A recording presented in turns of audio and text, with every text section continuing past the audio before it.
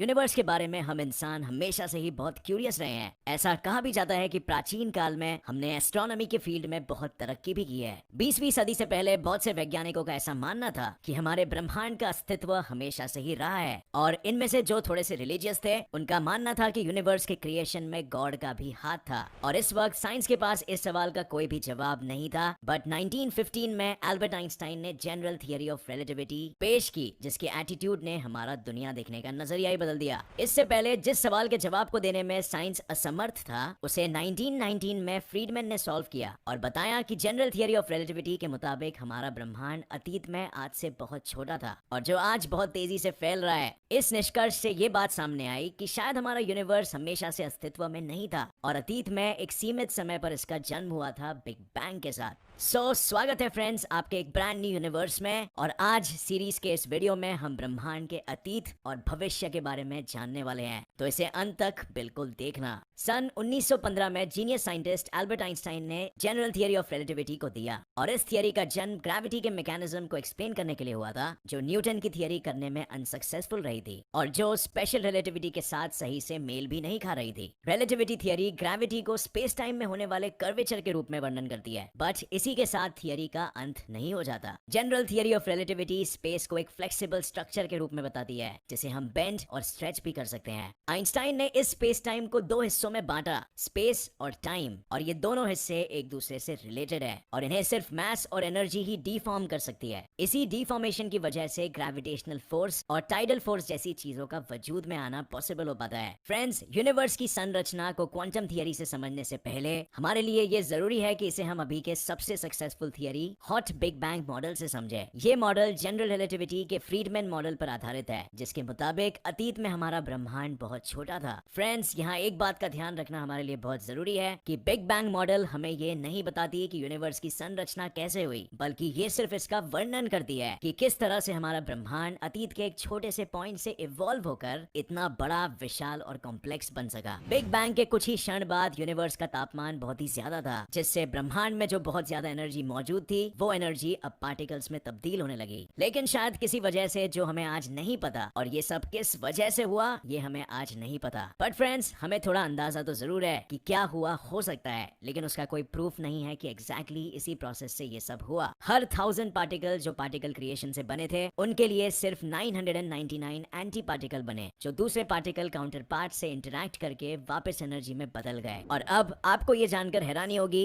कि कोई भी पार्टिकल किसी भी पार्टिकल के साथ एनहाइलेट यानी इंटरैक्ट करके एनर्जी में बदल जाना ऐसा बिहेव नहीं करेगा। सिर्फ एक इलेक्ट्रॉन ही एंटी इलेक्ट्रॉन या पॉजिट्रॉन के साथ एनहाइलेट कर सकते हैं, और इस तापमान की वजह से जो पार्टिकल्स एग्जिस्टेंस में आए थे वो बहुत फास्ट मूव कर रहे थे और साथ में एक तरह का थर्मल रेडिएशन भी रिलीज कर रहे थे। धीरे धीरे यूनिवर्स का विस्तार हुआ और ये फैलने लगा, जिसके साथ यूनिवर्स में मौजूद पार्टिकल्स को मूव करने के लिए पहले से ज्यादा आजादी मिली और परिणाम स्वरूप यूनिवर्स ठंडा होता गया। बिग बैंग मॉडल के इस डिस्क्रिप्शन को हम एक्सटेंड कर ऐसा कह सकते हैं कि हमारे यूनिवर्स का साइज इसकी रचना के समय 0 था, जो साइंटिफिक नजरिए से ना तो सही है और ना ही गलत। आज हमारे पास कोई भी ऐसी थियरी नहीं है जो इस बात का जिक्र करती है। फ्रेंड्स, ब्रह्मांड का निर्माण यूं कुछ इस तरह से हुआ होगा, और इसे एक्सपेरिमेंटली कैसे ऑब्जर्व कर सकते हैं हमें महान साइंटिस्ट जॉर्ज गैमो ने बताया था। गैमो थोड़े मजाकिया स्वभाव के थे और इसीलिए उन्होंने अपने रिसर्च पेपर पे, जिसमें इस बात को डिस्कस किया था, का नाम अल्फाबेट गैमो रखा, जो ग्रीक के अल्फाबेट अल्फा बीटा गैमा से राइम करता है। गैमो ने इस पेपर में हमें ये बताया कि अगर अतीत में ब्रह्मांड सच में बहुत छोटा और गर्म था, तो उस एनर्जी की वजह से चार्ज पार्टिकल्स जैसे इलेक्ट्रॉन, प्रोटॉन बहुत गति से मूव कर रहे होंगे और पार्टिकल अपने एंटी पार्टिकल के साथ एनहाइलेट हो रहा होगा, जिसकी वजह से बहुत सारे थर्मल रेडिएशन जो किसी चीज की गर्म होने की वजह से निकलती है रिलीज कर रहे होंगे, जिसे आज हम आसमान में डिटेक्ट कर सकते हैं। और फ्रेंड्स, थर्मल रेडिएशन वो इलेक्ट्रोमैग्नेटिक वेव या लाइट है जो ऑब्जेक्ट्स के हीट होने पर रिलीज होता है। जब एक लोहे को भट्टी में गर्म किया जाता है तो शुरुआत में वो रेड ग्लो करने लगता है, बट जब उसे कूल किया जाता है तो वही आयरन ऐसा करना बंद कर देता है। और ये सिर्फ थर्मल रेडिएशन की वजह से ही पॉसिबल हो पाता है, जो आयरन के हीट होने की वजह से विजिबल रीजन में रिलीज होने लगता है। यही नहीं फ्रेंड्स, थर्मल रेडिएशन का एक और बहुत बड़ा उपयोग है नाइट कैम या नाइट गॉगल्स या नाइट विजन ग्लासेस में, जिसे आपने बॉलीवुड मूवी उरी में देखी होगी। वहां भी जिस नाइट विजन ग्लासेस और नाइट कैम का उपयोग किया गया था, वो बिल्कुल इसी प्रिंसिपल पे काम करते हैं। एनीवे फ्रेंड्स, वापस वापस आते हैं बिग बैंग पर। इस थर्मल रेडिएशन को हमें खास नाम से जानते हैं, कॉस्मिक माइक्रोवेव बैकग्राउंड रेडिएशन, या शॉर्ट में CMBR। CMBR को 1965 में रॉबर्ट पेंजियास और आर्नो विल्सन ने गलती से डिटेक्ट कर लिया था, और इस डिस्कवरी के लिए जिसने बिग बैंग को प्रूव कर दिया, दोनों को नोबेल प्राइज से नवाजा भी गया। बिग बैंग के कुछ घंटों बाद यूनिवर्स में दो ही एलिमेंट्स का निर्माण हुआ था, हाइड्रोजन और हीलियम, और इसके बाद कई लाखों साल तक ब्रह्मांड एक सुनसान जगह बना रहा जो बहुत तेजी से फैल रहा था। इस पीरियड को इन्फ्लेशन बोला जाता है, और जैसे जैसे समय बीतता गया, हाइड्रोजन और हीलियम से बनी गैस क्लाउड्स अपने ही ग्रेविटी की वजह से एक दूसरे की ओर आकर्षित होने लगी। जैसे जैसे वो एक दूसरे के करीब आते रहे, गैस क्लाउड में मौजूद हाइड्रोजन और हीलियम एटम्स के बीच प्रेशर और काइनेटिक एनर्जी बढ़ने लगा। इस इंक्रीज की वजह से टेम्परेचर भी बढ़ गया, और इसके बाद हाइड्रोजन और हीलियम एक दूसरे के साथ फ्यूज होने लगे और हेवी एलिमेंट्स लाइक लिथियम और कार्बन का निर्माण करने लगे। इसी बात को कोट करते हुए कार्ल सेगन ने कहा था, every atom in your body came from a star that died billions of years ago.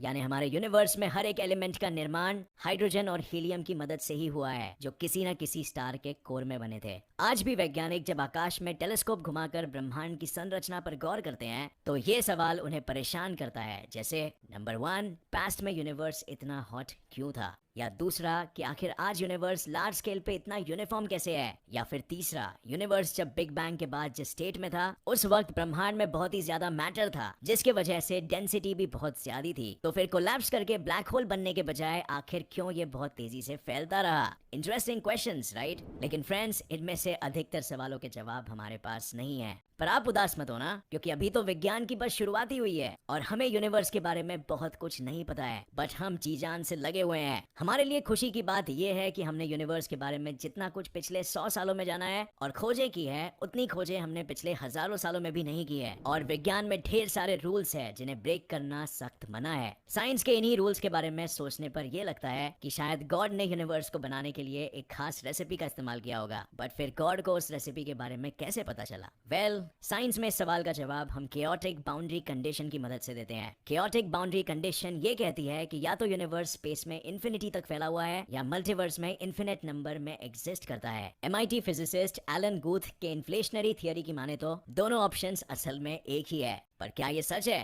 Well, इसे जानने के लिए हमें इन्फ्लेशन के बारे में ही जानना होगा कि ये क्या है। इन्फ्लेशनरी कॉस्मोलॉजी एक ऐसा मॉडल है जो ये बताने की कोशिश करता है, इन्फ्लेशन के मुताबिक यूनिवर्स में ग्रेविटी दो तरह से काम करती है, रोजमर्रा की अट्रैक्टिव ग्रेविटी और दूसरी एंटी ग्रेविटी या रिपल्सिव ग्रेविटी, जो एल्बर्ट आइंस्टाइन के जनरल थियरी ऑफ रिलेटिविटी में कॉस्मोलॉजिकल कांस्टेंट के रूप में निकल कर आती है, उसे हम रिपल्सिव ग्रेविटी कहते हैं। इन्फ्लेशन के मुताबिक यूनिवर्स जब बहुत ही छोटा था, तो यही कॉस्मोलॉजिकल कांस्टेंट की वजह से इसे एक बहुत बड़ा धक्का लगा, जिसके परिणाम स्वरूप यूनिवर्स लाइट स्पीड से भी तेजी से फैलने लगा। अब क्योंकि बहुत कम समय में ऐसा हुआ था, इसकी वजह से कोई ब्लैक होल का फॉर्मेशन नहीं हो पाया, और क्योंकि फ्रेंड्स ये इन्फ्लेशन में यूनिवर्स लाइट स्पीड से भी तेजी से फैल रहा था, तो यूनिवर्स के एक पार्ट के दूसरे पार्ट से डिस्कनेक्ट होने की पॉसिबिलिटी भी सामने आती है, और इसके कारण एक ही यूनिवर्स में बहुत सारे छोटे छोटे यूनिवर्स या पॉकेट यूनिवर्सेस का निर्माण होता है, जिनमें साइंस के लॉज यूनिवर्स के इनिशियल कंडीशन पर निर्भर करेगा, और इस वजह से सभी में साइंस के लॉज एकदम अलग अलग होंगे। हम बस इस बात के लिए काफी लकी है कि हमारे यूनिवर्स के लॉज ऑफ फिजिक्स लाइफ को पॉसिबल बनाते हैं, जिससे आप, मैं और सभी लोग जिंदा है, और आज आप इस वीडियो को देख भी पा रहे हो। लेकिन फ्रेंड्स, फिर भी वो सवाल खड़ा रहता है जो मैं आज आपसे पूछूंगा कि आपको क्या लगता है, क्या पॉकेट यूनिवर्स सच में होते हैं या फिर नहीं? हमें कमेंट में जरूर बताइएगा, हम सभी जानना चाहेंगे। और इस सीरीज के नेक्स्ट वीडियो को बिल्कुल क्लिक कर लीजिए, क्योंकि वो यही मल्टीवर्सेस के कॉन्सेप्ट को बहुत ही डिटेल में बताएगा।